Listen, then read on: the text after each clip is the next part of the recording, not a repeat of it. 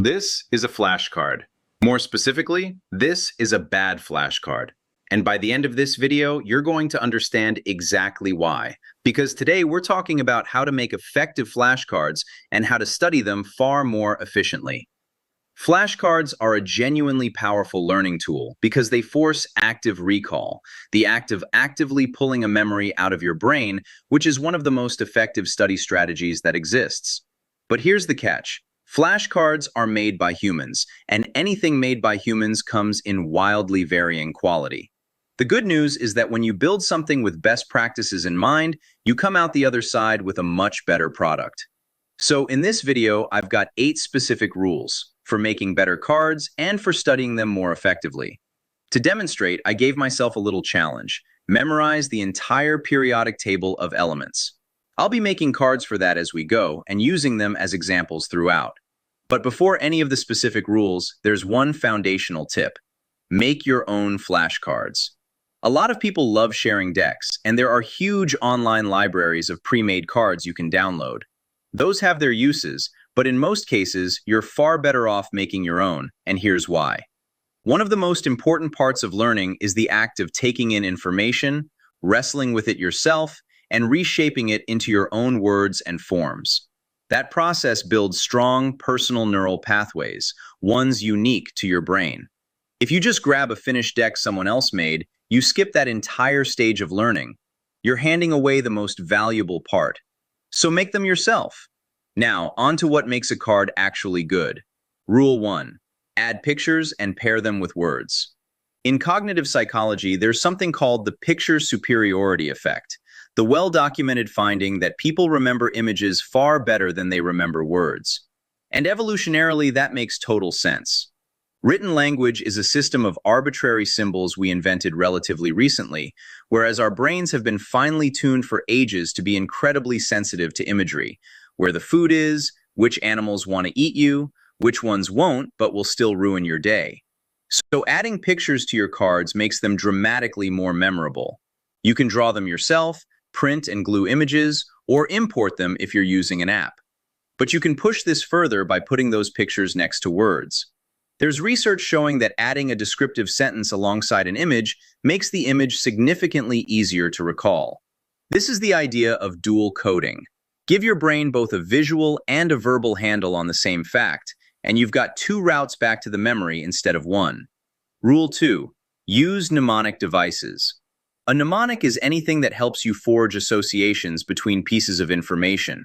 The classic is the acronym Roy G. Biv for the colors of the visible spectrum. But it can be anything, and on my cards, I'm leaning on associative imagery.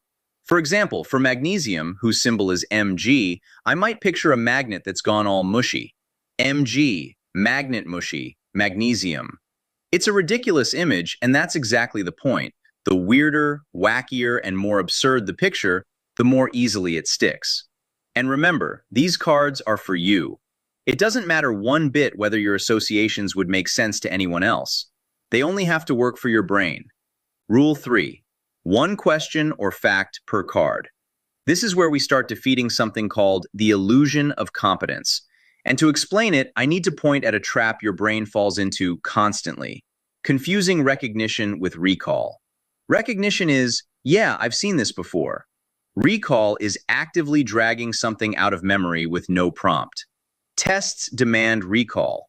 Recognition feels just as confident but is far weaker, and your brain mixes them up if you're not careful. Here's how a multi-fact card causes this. Say you're studying the first airplane, the Wright Flyer, and you cram 4 facts onto the back of 1 card. Later you flip it, and you remember it flew in 1903, that it was called the Wright Flyer, that it flew 4 times, but you'd blanked on the 4th fact about how it drove the propellers. You see it on the back and go, "Oh yeah, I knew that," and set the card in your got it pile. But you didn't know it. You recognized it. By splitting those 4 facts onto 4 separate cards, you force yourself to get each one definitively right or wrong, which means you actually study the one you keep missing instead of glossing over it. Rule 4. Break complex concepts into simpler cards. This is the same principle, scaled up. Say you're learning the groupings of the periodic table: alkali metals, transition metals, noble gases, and so on. The tempting move is 1 big card. Name all the groupings. But that's a bad card,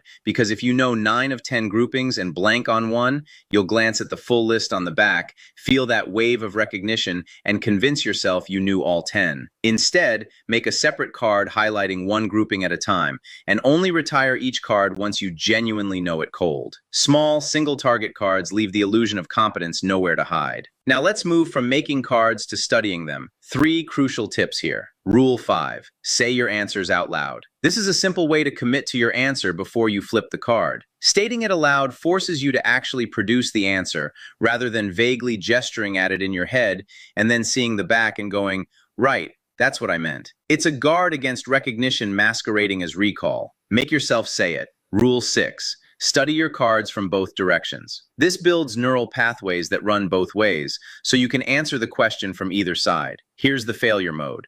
If you only ever study B, beryllium, you train one direction. Then on a test, you get hit with, what's the symbol for beryllium?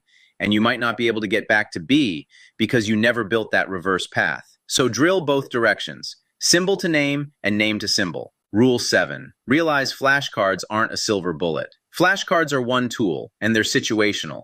Like any tool, you have to know when not to reach for them. A lot of information lives inside a visual hierarchy or an overall structure, and flashcards strip that away. The periodic table itself is the perfect example. It's an incredibly powerful visual tool where an element's position tells you about its properties and relationships. If you tried to brute force memorize every atomic number with isolated flashcards, you'd actually be doing your brain a disservice. Learning the table's visual layout and the relationships within it is far more effective.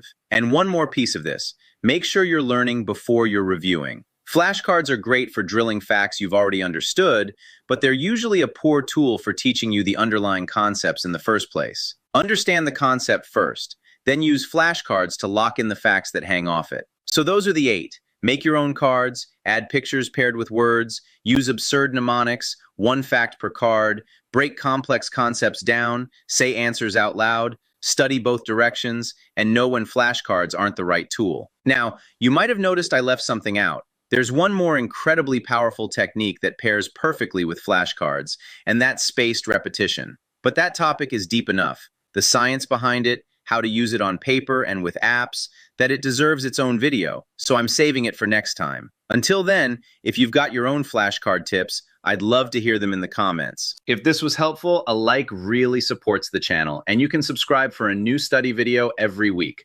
Thanks for watching. I'll see you in the next one.